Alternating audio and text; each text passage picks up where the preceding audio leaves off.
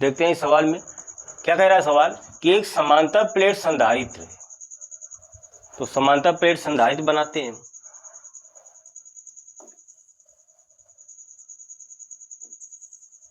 ये फिर कह रहा है इनके प्लेटों के बीच की दूरी 0.1 सेंटीमीटर है। ये जो प्लेटों के बीच की दूरी है ये टोटल है 0.1 सेंटीमीटर है। अब तथा प्रत्येक प्लेट का क्षेत्रफल 100 वर्ग सेंटीमीटर। इन दोनों प्लेटों का जो क्षेत्रफल है वो कितना है, A बराबर 100 सेंटीमीटर स्क्वायर।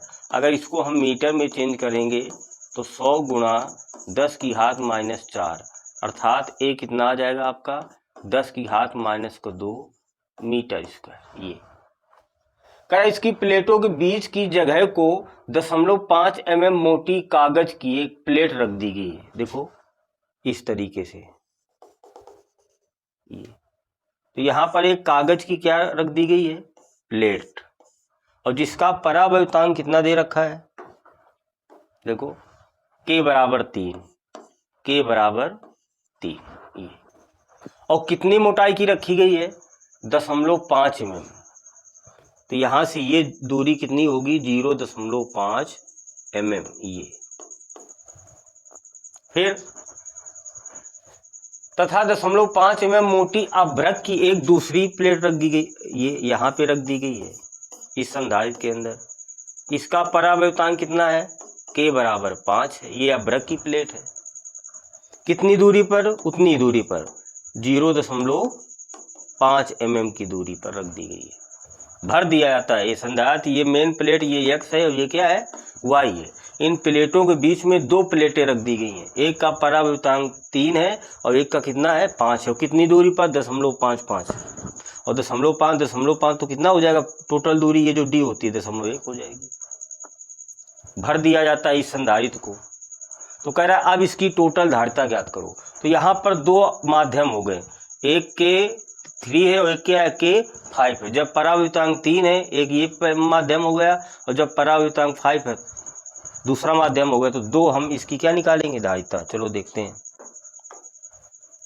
तो देखते हैं तो K बराबर कितना दे रखा है 3 ये, और इनके बीच की दूरी D1 मान लेते हैं, कितनी दे रखी है 0.5, और A क्या है, दोनों का क्षेत्रफल बराबर है। तो इसकी धारिता निकालते हैं। तो C बराबर फार्मूला क्या होगा, A एप्सिलॉन नॉट K/D।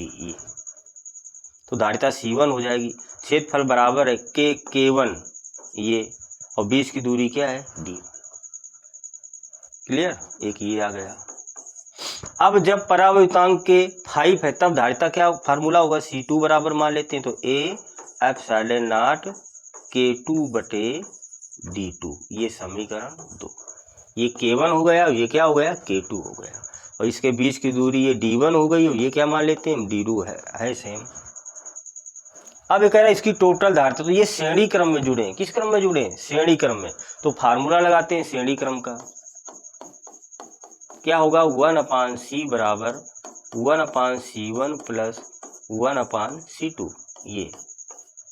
तो C1 का मान कितना दे रखा है, A epsilon not K1/D1 plus 1/C2 का मान A एप्सिलॉन नॉट K2/D2 ये।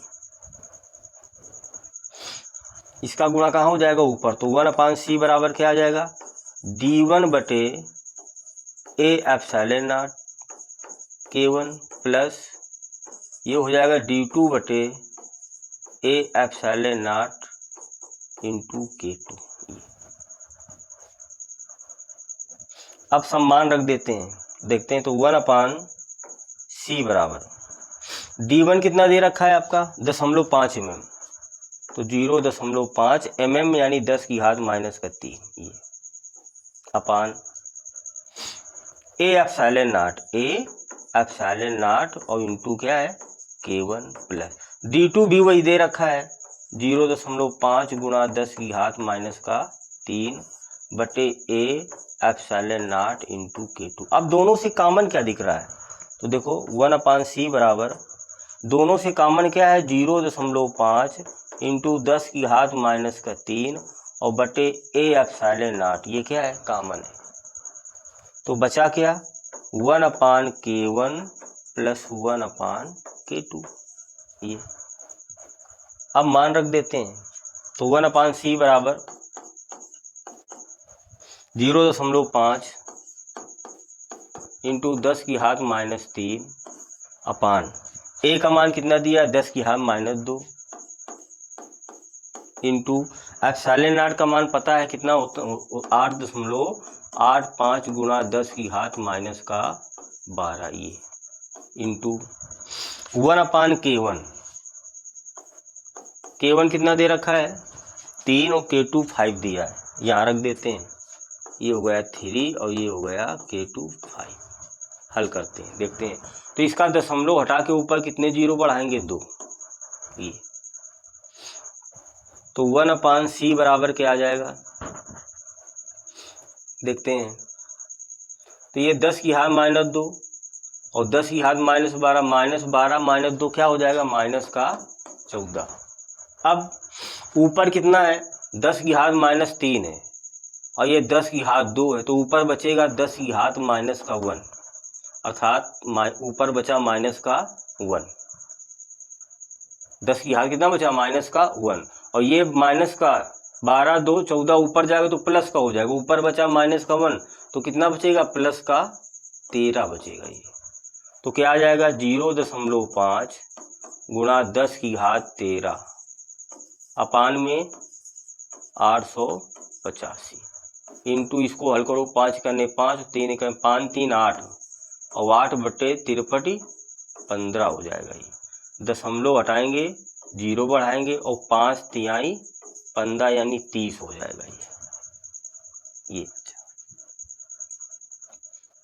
अब 2 से चलो, ऊपर कितना बचा, 10 की घात 13 इंटू 8 अपान में 885 इंटू 30।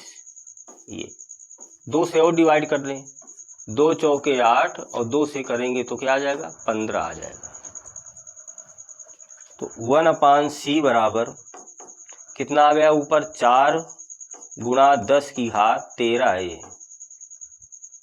13 अपान में 885 गुणा 15। अगर हम C बराबर निकालेंगे तो क्या आ जाएगा, 885 गुणा 15 और अपान में 4 गुणा 10 की घात 13। ये अब हल करते हैं, 15 गुणा कराते हैं इसमें, तो 15 पना 75, हासिल लगा 7, ये 15 ठे 120, तो 7 हासिल 127, 7 हासिल लगा 12, ये फिर 15 ठे 120, तो 120 और 12 कितना हो गया, 132, 132 अपान में कितना है, 4। ये 10 की घात 13 ऊपर ले जाएंगे तो माइनस का कितना हो जाएगा, 13 हो जाएगा। अब C बराबर क्या आ गया, 4 से डिवाइड करते हैं, 4 तिहाई 12 3 1 बचा, फिर 12 हो गया, फिर 4 तिहाई 12, 4 का भाग 7 में देंगे, 4 करने 4 एक बार जाएगा, कितना बचेगा, 3 35 हो जाएगा, 4 32 8 बार, बस इतना ही रखेंगे, इंटू 10 की घात माइनस का 13। ये आ गया। अब देखो यहाँ दशमलव लगा है, अब -13 है, अगर ये दशमलव यहाँ पे लास्ट में होता, इसको अगर 2 अंक खिसकाएंगे, 3 अंक 1 2 3, तो C बराबर कितना आ जाएगा, 3.3 और ये 8 है, ये 1 है, तो इसको हम 2 लिख लेंगे, इंटू 10 की घात 3 अंक इधर लाए तो प्लस का 3 हो जाएगा, तो माइनस कितना बचेगा, 10। ये फैरड क्या, ये आ गया है आपका आंसर, 3.32 गुणा 10 की घात -10 फैरड, ये आंसर।